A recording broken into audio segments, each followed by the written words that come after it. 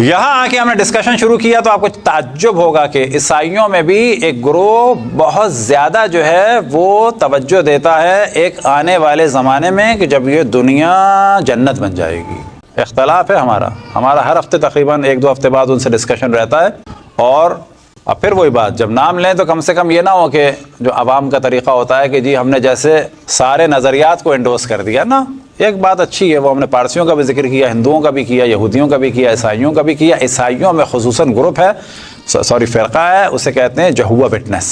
इनकी हमारी हर हफ्ते तकरीबन 1-2 मुलाकातें होती हैं। और अब वो हमें मुसलमान करने नहीं आते, वो पूछने आते हैं आप क्या कहते हैं उस हेवनली वर्ल्ड के बारे में कि जो दुनिया जन्नत बन जाएगी। तो फिर हम अपनी अलामतें बताते हैं तो उनको बड़ा इंटरेस्ट आता है अलाइम ज़हूर को सुन के। और वो सब इंतज़ार कर रहे हैं कि ये दुनिया जीसस क्राइस्ट आएंगे और इसी ज़मीन पर एक बहुत बड़ा अदल व इंसाफ का निज़ाम कायम होगा। सलवात पढ़ें पर मोहम्मद वाले। और बिल्कुल इसके मुकाबले में जो ज़ायनिस्ट्स हैं, जो मुखालिफ हैं, वो इमाम ज़मान अलैहिस्सलाम के ख़िलाफ़ फिल्में बना रहे हैं। हॉलीवुड में इसका पूरा काम हुआ है कि जिनमें से मशहूर व मारूफ फिल्म थी नॉस्ट्राडामस के नाम से, और एक थी the man who saw tomorrow जिसमें इमाम ज़मान अलैहिस्सलाम की शख्सियत को ख़राब किया गया था। इसी तरह से एवेंजेलिकल्स की बाकायदा इस मौजू पे कॉन्फ्रेंस हो रही है। इसी तरह से बाज़ यहाँ के स्कॉलर हैं जो सीरियस परेशान हैं कुछ होने वाला है, बाज़ यहूदी स्कॉलर हैं वो परेशान हैं कुछ होने वाला है, ऐसा नहीं है सादा मामला।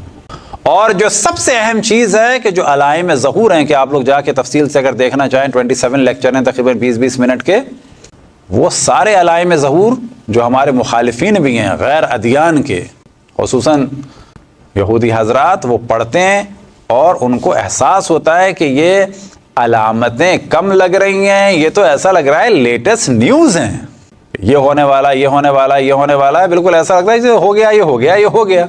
तो ऐसा नहीं है कि वो इसको बड़ी अजीब निगाह से देख रहे हैं कि पता नहीं सही है कि पता या शायद सही है या सही नहीं है ना, वो इस निगाह से देख रहे हैं चेंज तो आने वाला है, कुछ होने वाला है। और बिल्कुल वही कैफियत है जो अशरफुल अंबिया के जाहिर होने के बाद पहले ऐलान नबुव्वत से पहले कैफियत थी कि यकीन उनको हो चुका था लेकिन ईमान लाने पर तैयार नहीं थे। लेकिन हमने तफसील से गुफ्तगू की है इसराइल के बारे में और यहूदी हजरात के बारे में, तो याद रखें कि एक बहुत बड़ी तादाद इमाम के ज़हूर के बाद इन यहूदी हजरात की फ़ौरन ईमान ले आएगी।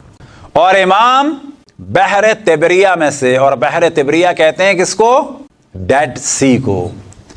और डेड सी तदरीजन खुश्क होने लगेगा यहां तक कि इमाम ज़मान अलैहिस्सलाम फ़लस्तीन के पास पहुंचेंगे। वहां पर यह नहीं है नाम, फ़लस्तीन में पहुंचेंगे और डेड सी से असल नुस्खे और तबर्रुकात और ताबूत सकीना निकालेंगे और यहूदी रहबाइस के सामने दलील के तौर पर पेश करेंगे और एक बहुत बड़ी तादाद फ़ौरन इमाम ज़मान अलैहिस्सलाम के हाथों पर ईमान ले आएगी। क्योंकि इनमें भी बड़े मुखलिस लोग हैं जिनको पता नहीं है कुछ, ये बिल्कुल एक अलग मौजूद। तो ये ज़हन में रखें कि जितना यकीन हमें है कि कुछ होने वाला है, और अगर हम पढ़ते नहीं हैं तो उससे ज़्यादा यकीन उनको है कुछ होने वाला है। और होने के एतबार से हम दोनों बराबर खड़े हैं, हम भी कह रहे हैं होने वाला है, वो भी कह रहे हैं होने वाला है। दुआ करें कि हम उस होने के बाद बाईमान रहें। ऐसा ना हो कि जिस तरह से हिजरत करके सरजमीन यसरब यानी मदीने में यहूदी और ईसाई जमा हुए और जब नबी का ज़हूर हुआ तो मुखालिफ हो गए। और ये वो दिन होगा कि खुदावंद तबारक व तआला हम सबको पनाह में रखे।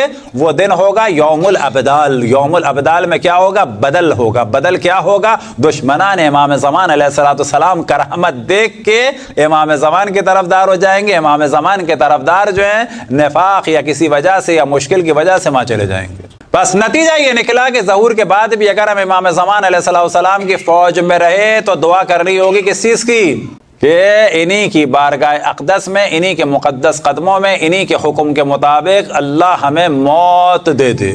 मौत दे दे से क्या मुराद? यानी ईमान पर मौत आए और ये हमसे राज़ी और खुशनूद हो, उनकी फ़ौज में भी मुश्किल हल नहीं होने की।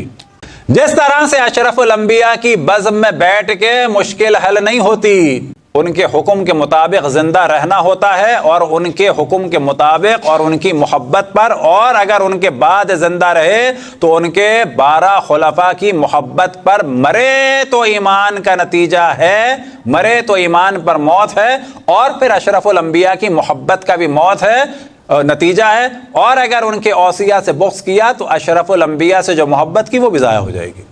कि जिसकी मिसाल मैं देता हूं कि जनाब हजरत जाबिर इब्न अब्दुल्ला अंसारी बेहतरीन मिसाल है। अशरफुल अंबिया की जिंदगी में थे, उनके साथ थे, उसके बाद मौला अमीरुल मोमिनीन के साथ थे, उनके बाद इमाम हसन के साथ थे, उनके बाद इमाम हुसैन के साथ थे, उनके बाद इमाम ज़ैनुल आबिदीन अलैहिस्सलाम के बाद थे, और उनके बाद इमाम मोहम्मद बाक़िर की बारगाह अक़दस में हाजिर हुए, अशरफुल अंबिया का सलाम पहुंचाया।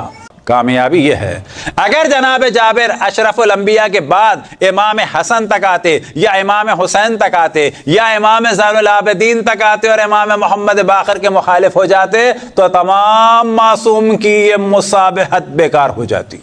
वजह क्या है कि अपने ज़माने की हुज्जत से ताल्लुक़ रखना है इस वक्त, और साबका हुज्जतों से मोहब्बत करनी है और उनसे भी ताल्लुक़ रखना है जो दुनिया से चले गए।